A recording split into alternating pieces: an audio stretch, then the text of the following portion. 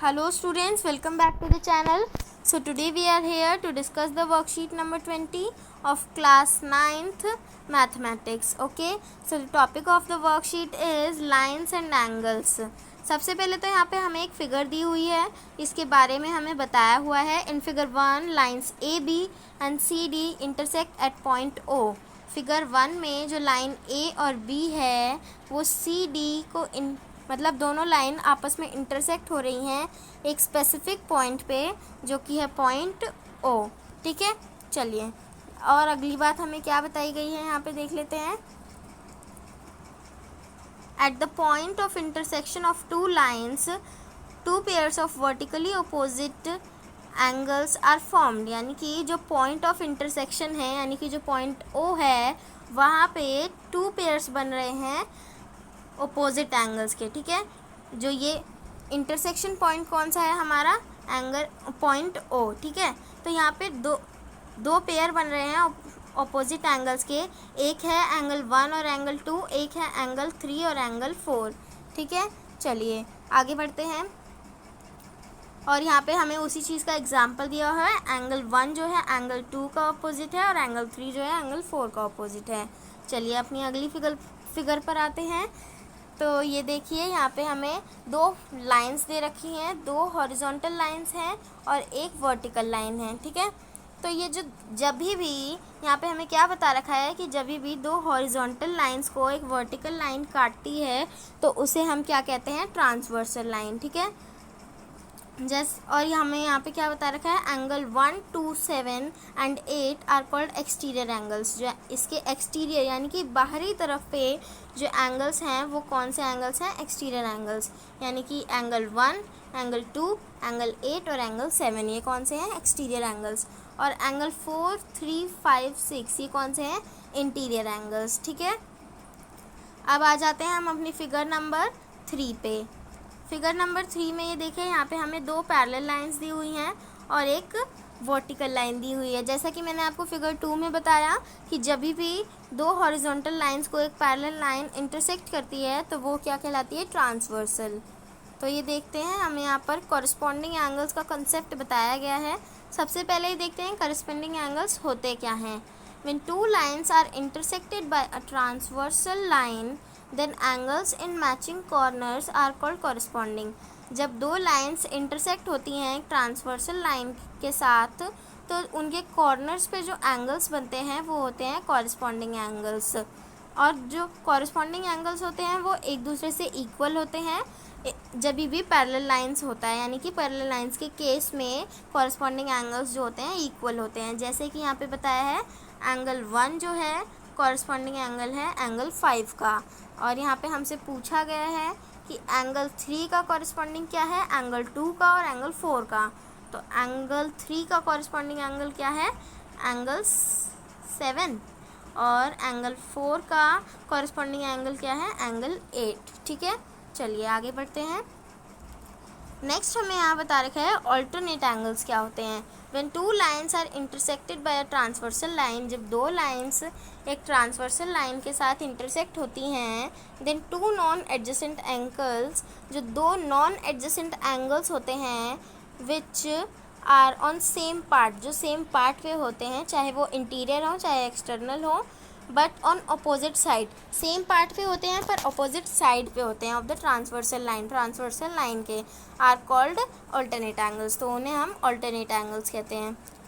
Alternate angles are also equal to each other in case of parallel lines. Alternate angles जो हैं वो भी एक दूसरे से इक्वल होते हैं पैरेलल लाइन्स के केस में. ठीक है, by carefully observing the interior angles in figure 3 में इंटीरियर एंगल्स देखने के बाद हमें पता चला है कि जो एंगल 4 है वो ऑल्टरनेट है एंगल 6 के. तो यहाँ पे हमें पूछा है कि एंगल 3 ऑल्टरनेट होगा किसका, तो एंगल 3 ऑल्टरनेट होगा एंगल 5 के साथ. ठीक है, एंगल 4 था एंगल 6 के साथ तो एंगल 3 होगा एंगल 5 के साथ. नेक्स्ट हमें पूछा है यहाँ पर अब हमें एक्सटीरियर ऑल्टरनेट एंगल्स बताने हैं. तो एंगल 1 ऑल्टरनेट होगा एंगल 7 के, तो एंगल 2 ऑल्टरनेट होगा एंगल 8 के. 1 ऑल्टरनेट है 7 के तो एंगल 2 है 8 के. ठीक है, चलिए अब हमें यहाँ पे नाउ यू ट्राई में कुछ क्वेश्चंस दिए हैं। सबसे पहला हमारा यहाँ पे क्वेश्चन है, मतलब हमें यहाँ पे दोनों ही फिगर्स में, फिगर 4 और फिगर 5 में एक्स और वाई की वैल्यू फाइंड करनी है। यहाँ पे एक्स और वाई की वैल्यू फाइंड करनी है। चलिए मैं अब आपको इसका आंसर दिखा देती हूँ। मैंने आपके लिए उसे सॉल्व करके रखा है। ये देखिए आंसर नंबर 1 मैंने आपकी स्क्रीन पे आपको दिख रहा होगा। सबसे पहले तो यहाँ पे हमें एंगल एक्स और वाई की वैल्यू बतानी है। तो देखिए एंगल वाई की वैल्यू होगी 130 डिग्री। वो क्यों होगी? क्योंकि जो 130 डिग्री है वो वाई के अपोजिट एंगल है, जैसा कि मैंने यहाँ ब्रैकेट में लिखा हुआ है बिकॉज का साइन लगाकर कि 130 जो है वो वाई का अपोजिट एंगल्स है, ठीक है। और x की वैल्यू क्या होगी? 130। x की वैल्यू 130 क्यों होगी? क्योंकि जो एंगल y है वो एंगल x का ऑल्टरनेट एंगल है, इसलिए y की वैल्यू 130 है तो x की वैल्यू भी 130 होगी because both are the alternate angles. Next आ जाते हैं हम अपने दूसरे क्वेश्चन पे, ठीक है। ये देखिए क्वेश्चन नंबर 2। सबसे पहले तो हमें x की वैल्यू फाइंड करनी है। तो ये देखिए मैंने यहाँ पर लिखा हुआ है angle A P Q and angle P Q R equals to 50 degree. जो एंगल ए पी क्यू है वो angle P Q R equals to 50 degree, यानी कि ये दोनों एंगल्स बराबर हैं और इन दोनों एंगल्स की वैल्यू क्या है? 50 डिग्री। और वो क्यों है? यानी कि x की वैल्यू क्या है? 50 डिग्री। वो किस लिए है? क्योंकि ये 50 जो है x का ऑल्टरनेट एंगल है, जैसा कि मैंने यहाँ लिखा हुआ है।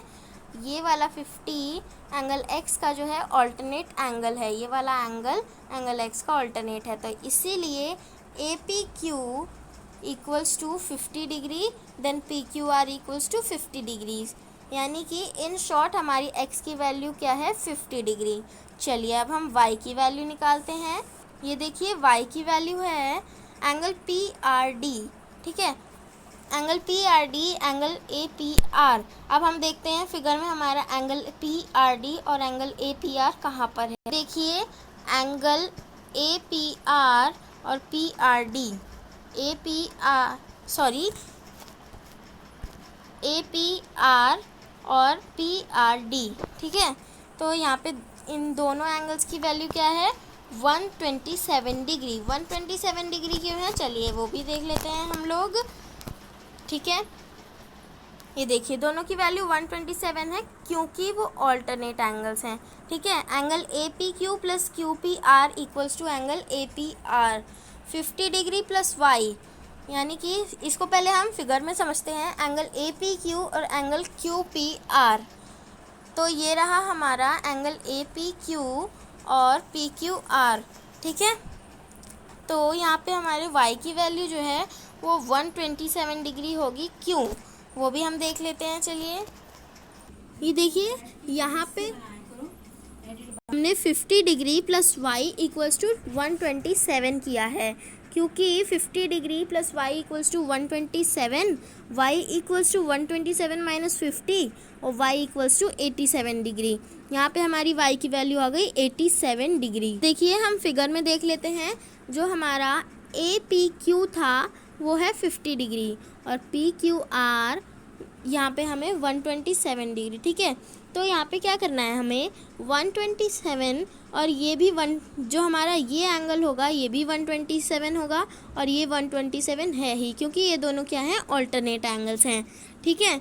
तो यहाँ पे हमारा ये पूरा जो है 127 है, लेकिन हमें सिर्फ ओनली इस y की वैल्यू निकालनी है। तो यहाँ पे हम क्या करेंगे?